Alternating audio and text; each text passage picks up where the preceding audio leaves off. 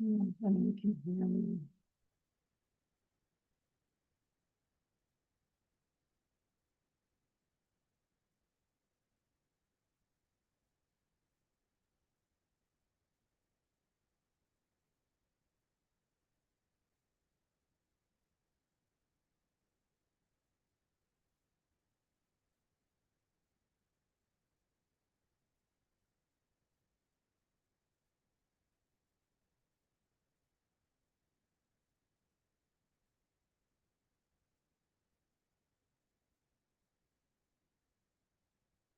Hmm.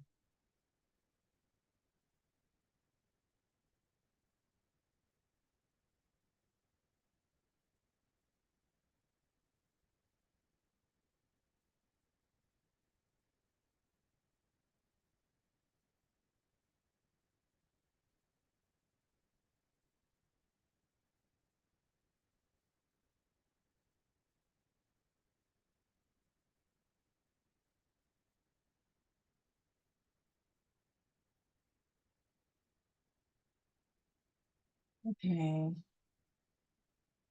Don't know if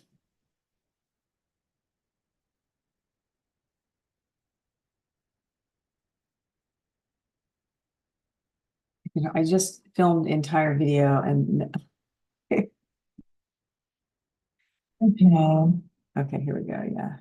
Don't know if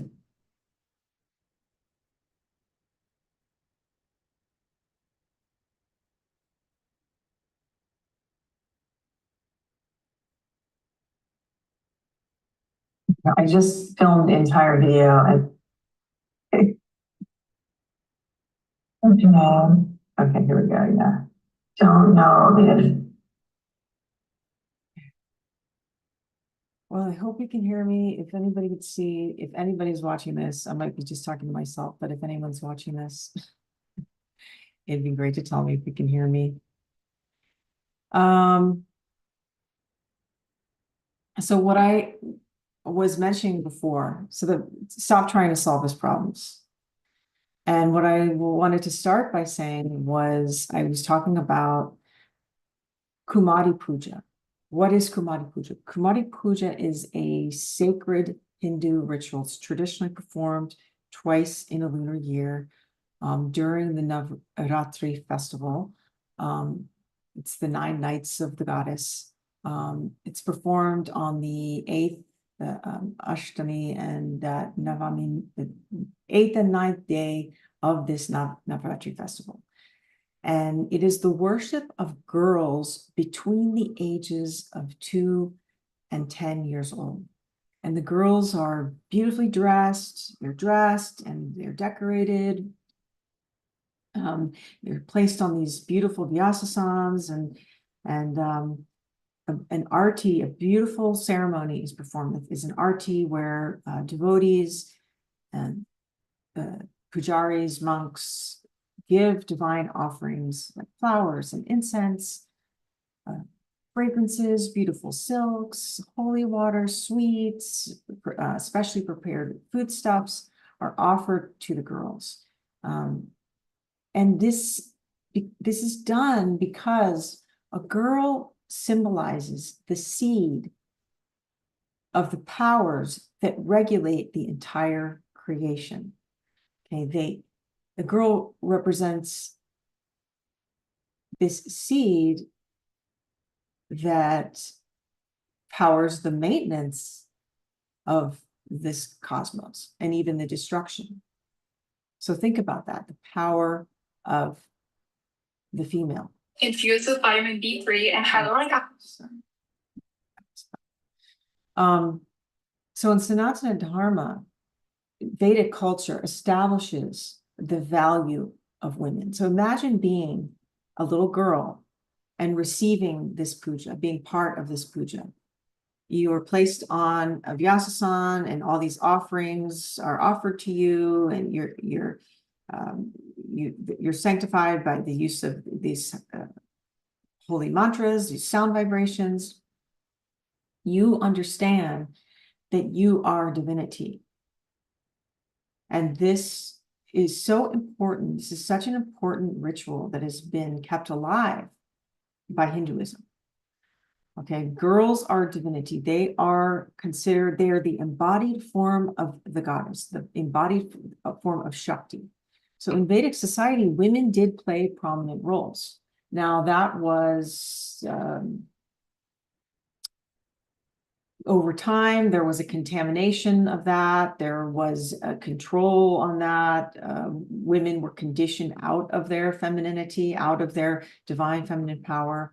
And women on the planet were conditioned to be, and especially you can see in the past 500 years, how much, and even more in the past 200 years, 100 years, how we've really been conditioned out of our femininity. We've been conditioned to be masculine. We've been conditioned to not value ourselves.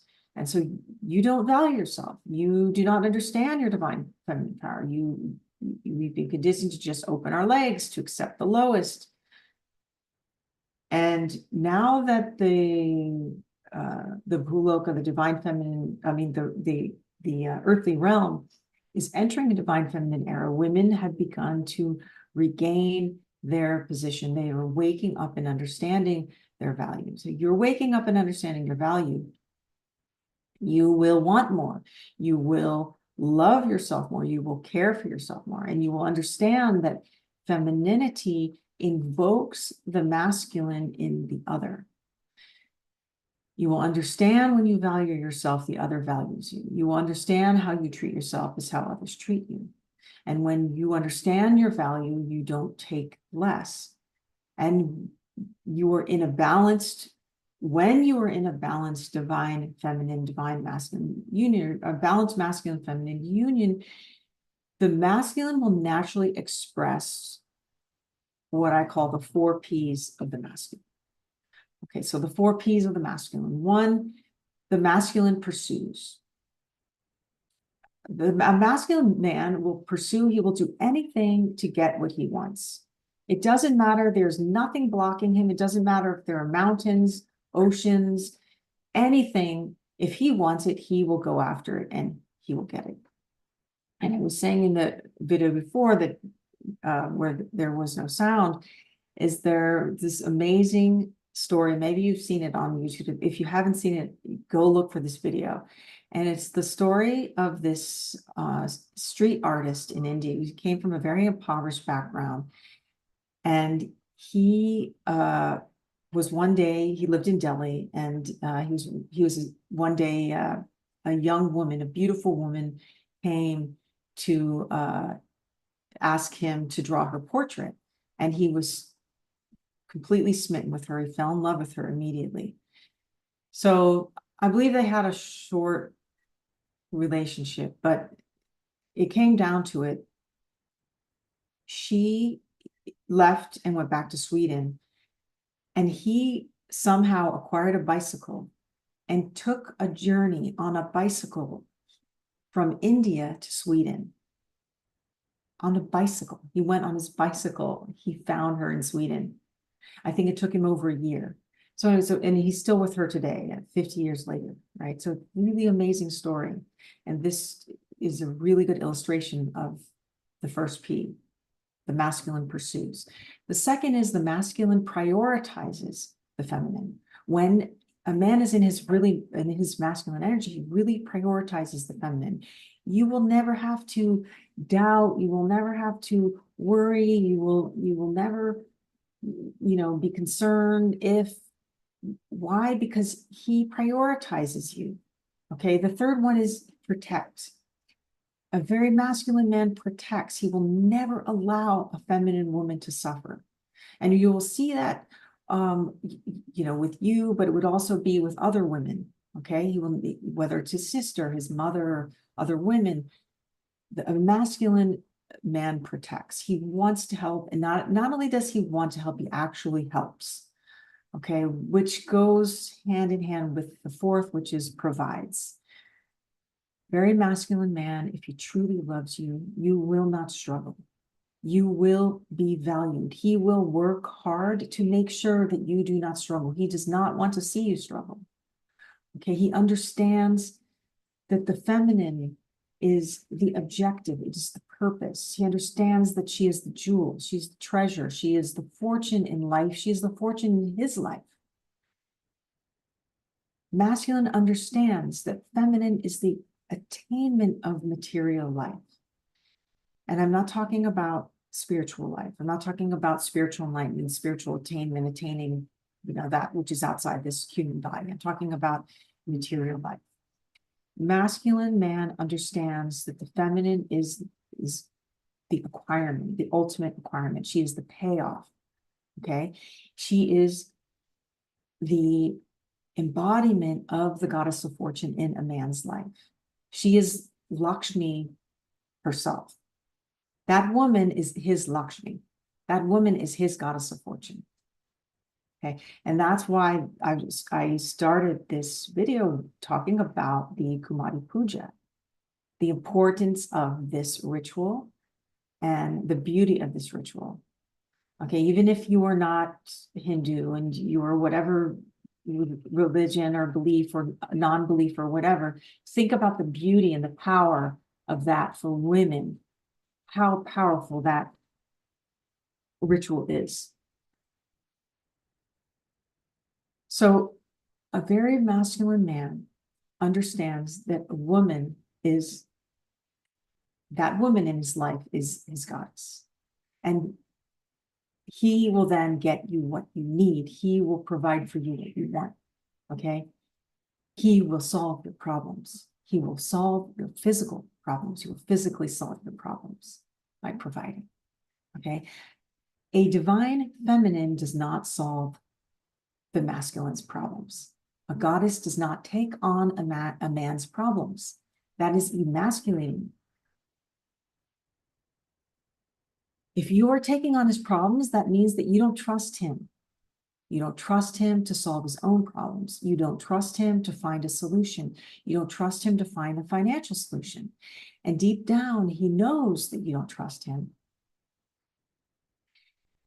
Deep down, he knows that you have some sort of control of his life because you were a provider of his life in some way. You are paying, you're going out and working hard.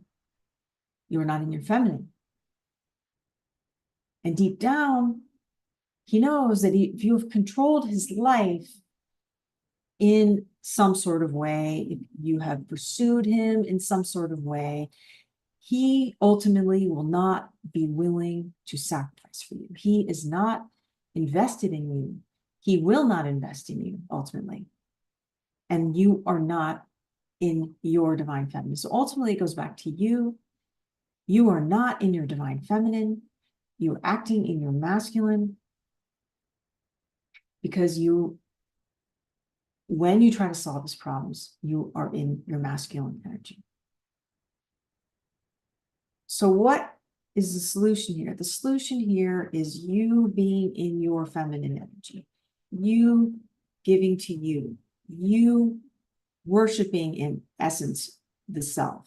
How do we do this? By daily self-care, by daily self-love, living the goddess as a lifestyle, embodying being the goddess as a lifestyle.